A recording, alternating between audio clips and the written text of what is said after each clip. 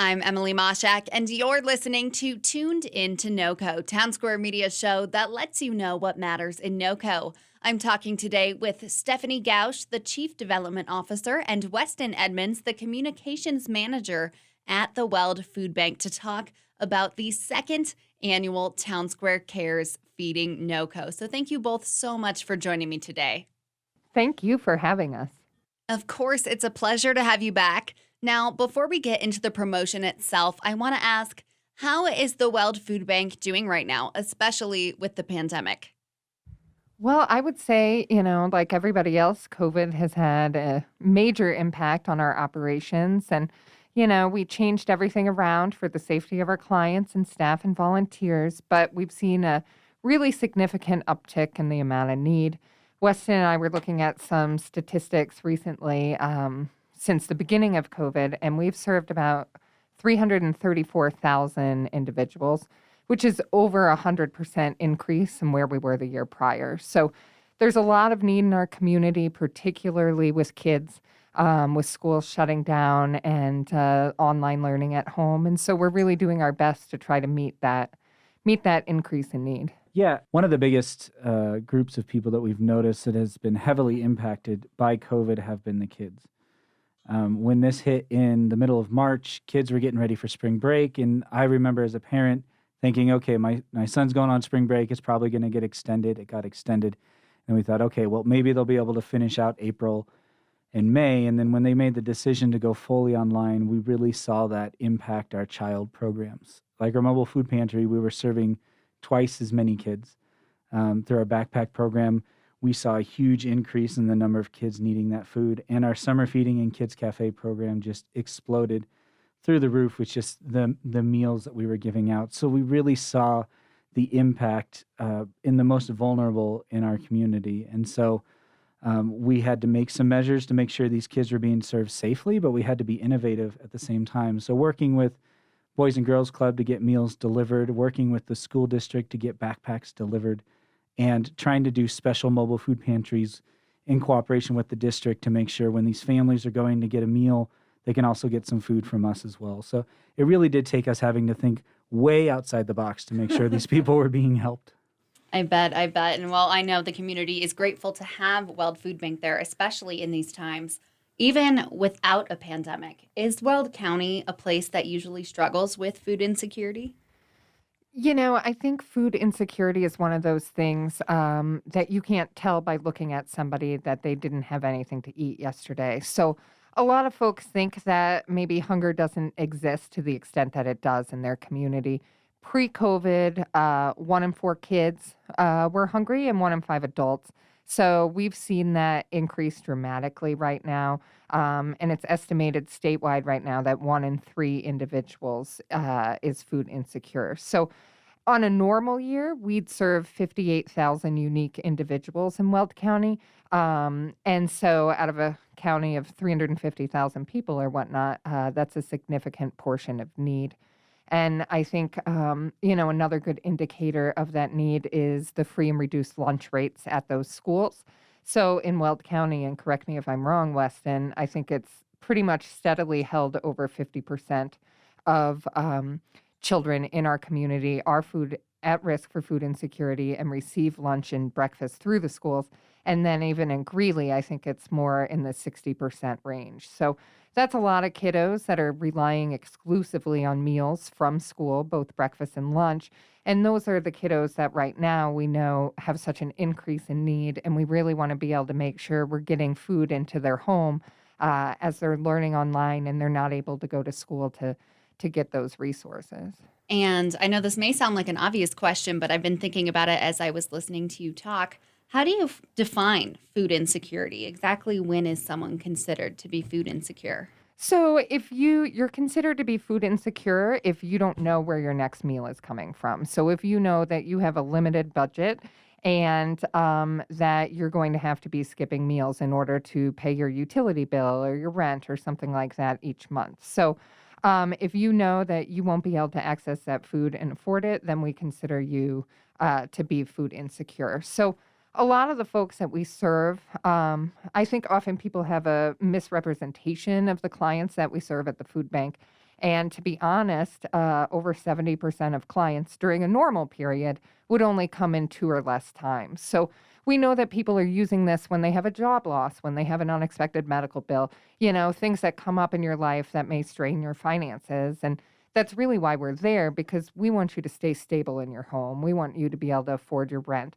If we can provide food for you, for the week or the month, we'd rather do that. I think at the food bank, we're not only impacting some of that household stability, but hopefully also health with the mix of food that we're able to give out in terms of fresh produce, milk, dairy, all of those good, healthy items that might be a little more cost prohibitive to our clients in the grocery store. Now, we're here to talk about Townsquare Care's Feeding NoCo, and our listeners have heard tons about it from us. But what does it mean from the perspective of the Weld Food Bank? Well, as we feel with every partnership, especially one like this, it's a great encouragement for us as staff to know that we're not in this alone. To be able to have the support of Townsquare, to have support of your listeners, just knows that we're not, as a staff of 25 or 26, we're not the only ones trying to do this work. So being able to get the message out about the needs this holiday season is huge. And we all know how important a holiday meal is.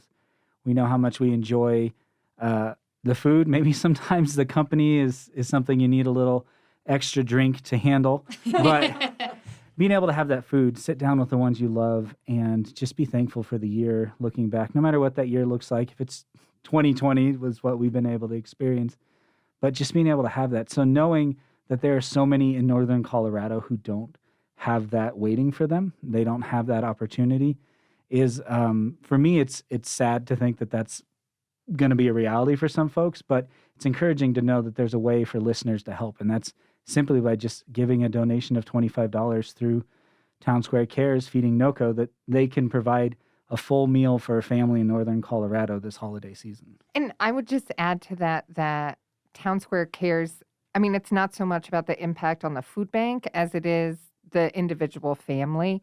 And so, when you do give that $25, what you're really doing is helping a family have that holiday and have those memories and have a little normalcy in a time that is so uncertain and when people are really struggling. So I'd love it if the listeners would think about it as, not helping the food bank so much as helping your neighbor and helping that family down the street that you didn't even know, was going through a hard time right now. How have you seen programs like Townsquare Cares really impact these families in the community? I think the biggest piece for any promotion like this is it does bring new people to the food bank. So a lot of folks, and it's surprising for me, I've been at the food bank almost 7 years, to still have people come in and say, I didn't know where you guys are located. This is amazing. I didn't know the work you guys do. And some folks will say that being a longtime resident in Weld County. So it really is great to have these promotions to help get the word out about the work that food banks do and the struggles that their neighbors go through. Because like Steph had said earlier, you don't really see it. Like, you can't look at someone and say, oh, they're struggling with hunger, or, oh, they're struggling with emotional issues. It's really having organizations like the food banks that do that work and get that awareness out. So it's great to be able to see new folks in the food bank. And every time, whenever we have a promotion, it'll be because they heard it on the radio or they saw it online, and they come in and they want to see it for themselves. Now we know that one of the ways listeners can help the food bank is through Townsquare Cares Feeding NoCo, but I know that you also accept food donations, you need volunteers. What else can our listeners do for the food bank right now? Absolutely. Well, Steph and I share this sentiment that this is really my favorite time of year. It always has been, but being at the food bank, it really becomes something extra special because there are so many people out there that want to help. They ask if we're open on Thanksgiving, which we're not, but they want to give a meal, they want to give time. And so we do provide a lot of opportunities for folks to do that. We are trying to raise 6,000 turkeys so people can actually help us meet those physical needs by donating a turkey. They can give one at the food bank Monday through Friday, but we have a great partnership with Wing Shack, where at all their locations in northern Colorado, you donate a turkey at those locations. That turkey will come to either Weld Food Bank or it'll go to Food Bank for Larimer County. So that physical turkey is going to go to a family And they've got some other great promotions. If you do give there, they've got some coupons, and they're going to make a donation themselves as well to help continue that fight against hunger. We also have a turkey drive drop-off day on November 21st, where we've got a safe way for folks to give turkeys without having to do a lot of interaction. We know a lot of folks that want to get out, so we're doing a drive-through model at select locations around Greeley and one in Windsor.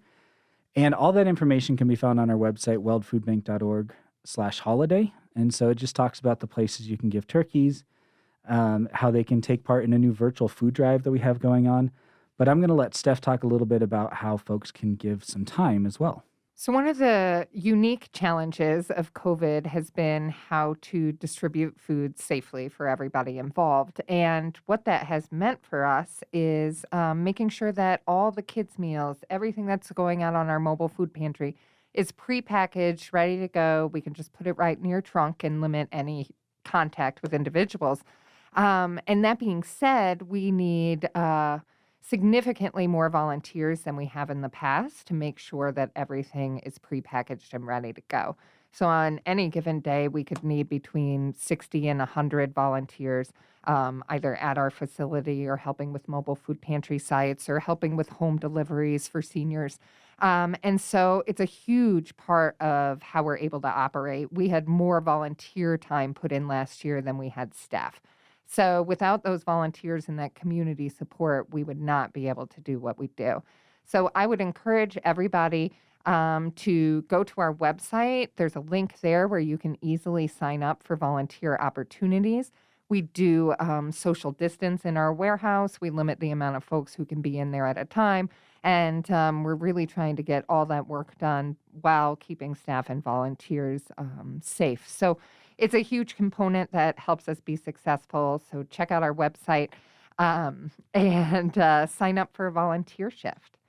And then I would say, in addition to that, between the food donations and the donations of time, monetary donations, as we've been discussing, are always a huge help to the organization. Monetary donations let us put it to the area of greatest need in that moment. And as we know, the needs of COVID have shifted on a day-to-day basis almost. So those financial donations, for every dollar donated, you can provide 4 meals. And those are going to help out kiddos, families, seniors throughout Weld County. That's awesome. And we were able to volunteer, luckily, at the Weld Food Bank earlier this month. I can say, not only does it feel good, but it's actually so fun. It's like, I spent all quarantine just watching Netflix. I was like, oh my gosh, I'm doing something. This is awesome. It is. We saw when schools closed in the spring, a lot of parents with their teenagers looking for something to do. So we will remain open regardless of what happens in the community around us, just because we know that food access is critical. So we are always looking for volunteers if you're looking for something to do to get out of your house. I love it. And now, Weston, you touched on this earlier. We know that programs like Townsquare Cares impact the community. But in the 7 years that you've been with Weld Food Bank, do you have any personal stories that have really stuck with you? Oh, if I went back that far, we'd be here all day. But when we were getting ready to come here to do the interview, and we were looking back at numbers, and it's hard to believe that it has been since March that we've been here. I remember one story in particular about a mom and her young boy who came in the day after Easter, and they came in for an emergency food box. This mom, her name was Bailey, and she had lost her part-time job, and her husband had his hours cut as the businesses were just shutting down and no one could do anything. And as she was loading the food into her cart, you could hear a little boy yell from the back, "Mommy, the Easter Bunny brought me Kinder eggs. He must have known I was here." And when Bailey heard her son yelling that, she started to tear up. And this story came from a volunteer, but she said the mom could barely contain herself because they said that things were really hard. They had just bought a house. Like, talk about really bad timing. They just bought their house and hadn't even made their first payment yet. And she lost her job and he lost hours. And they weren't even able to provide an Easter basket for their son. So this story really touched me because it made me, one, appreciate the things that I have. I was able to get my kids an Easter basket. And there were so many other families in this community who struggled to even provide something nice and comforting like that. So it was great for us to be able to be there to provide some relief for that mom, to provide some joy for that son. And we haven't seen that family since. So they came in that one time when things were really hard. And we don't follow up with folks, but we pretty much presume, as most of the people we serve, they don't come in, 4 or 5 times. They come in a couple times when they really find themselves in need, and then they get back on their feet. And that's why we're here. And that's why we do the work that we do, because I'm serving families who are just like me. They're just like my family.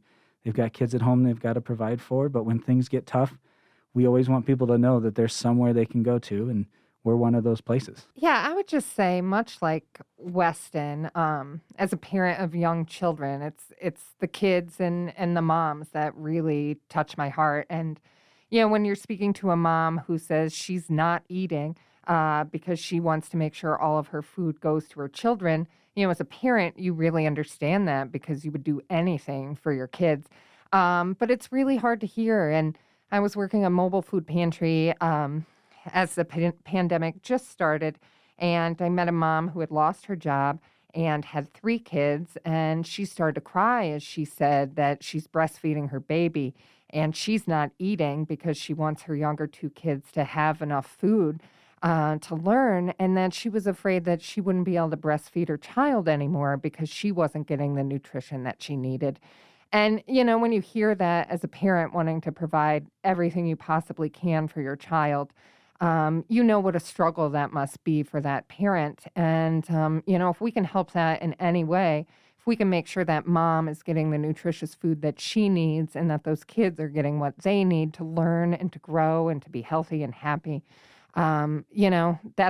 that's the reward that we get for working at the food bank, to know that that mom went home that night and had enough in her house for the rest of the week and didn't have to have that stress and worry and could just focus on being a mom. I think especially during this time and as we get into the holidays and, I know that kids are struggling mentally with the challenges of online learning and the uncertainty and the masks and everything that goes along with that, and just allowing those families to have that normalcy and to have that holiday meal like they have every other year, I think goes a really long way. Not only to help assuage some of those fears and guilt maybe from the parents, but also to make those kids feel like in the midst of everything that's so uncertain that, they have one thing that is familiar and normal and a time when family gets together and shares love and food and all those good things. Thank you both for sharing those stories. What else would you like listeners to know about either Townsquare Cares or the Weld Food Bank in general?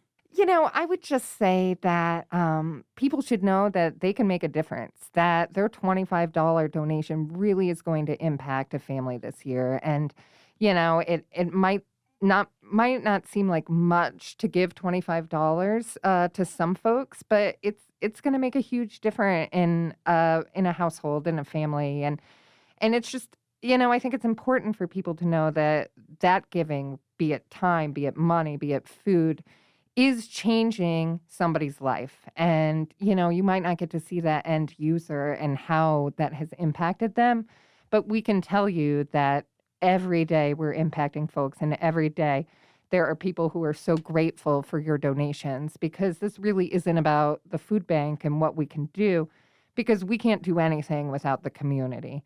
I mean, the community's support is how we function and how we operate. We're completely funded privately through donations. So just know that, what you're giving is truly making a difference in people's lives.